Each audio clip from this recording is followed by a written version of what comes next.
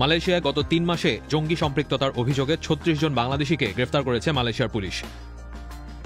এই বাংলাদেশিরা বাংলাদেশ ও সিরিয়ায় জঙ্গি গোষ্ঠী ইসলামিক স্টেট সদস্যদের অর্থায়ন করত বলে মালয়েশিয়ার পুলিশ দাবি করছে।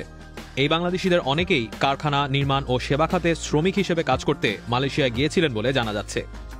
জুনের ২৭ তারিখ মালয়েশিয়ার সংবাদপত্র মালায়মেইলে ৩৬ জন বাংলাদেশি গ্রেফতারের খবরটি প্রথম প্রকাশিত হয়। মালয়েশিয়ার স্বরাষ্ট্রমন্ত্রী সাইফুদ্দিন নাসুতিয়ান ইসমাইলের বক্তব্যের বরাত দিয়ে ওই খবরটি প্রকাশ করা হয়।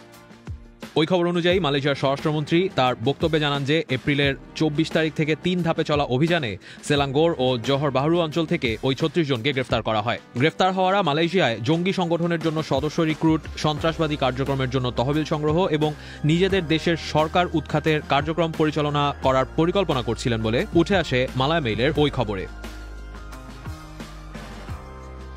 এরপর ৪ জুলাই মালয়েশিয়ার পুলিশ মহাপরিদর্শক খালিদ ইসমাইল সংবাদ সম্মেলনে জানান যে গেরাকান মিলিটান র্যাডিক্যাল বাংলাদেশ GMRB নামে হোয়াটসঅ্যাপ ও টেলিগ্রামে তৎপরতা চালাত তারা।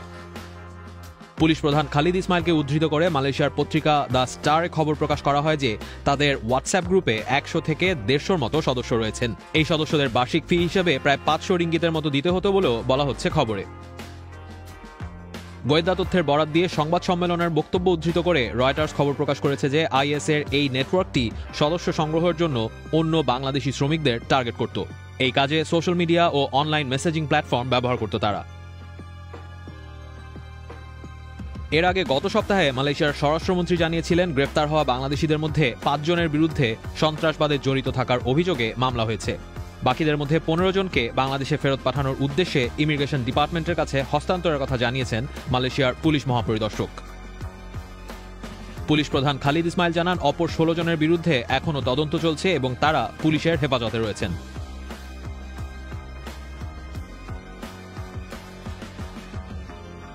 বৃহস্পতিবার বাংলাদেশের পররাষ্ট্র উপদেষ্টা মোহাম্মদ তৌহিদ হোসেন মালয়েশিয়ায় আটক বাংলাদেশিদের ব্যাপারে সংবাদ মাধ্যমের সাথে কথা বলেন।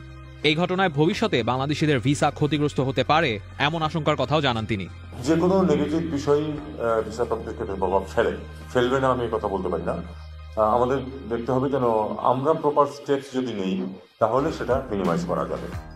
মালয়েশিয়ার কর্তৃপক্ষ এরই মধ্যে অভিযুক্তদের ৩ জনকে ফেরত পাঠিয়েছে বলে জানা যাচ্ছে। তাদের জিজ্ঞাসাবাদ শেষে এ বিষয়ে বিস্তারিত জানা যাবে বলে আশা প্রকাশ করেন বাংলাদেশের পররাষ্ট্র উপদেষ্টা।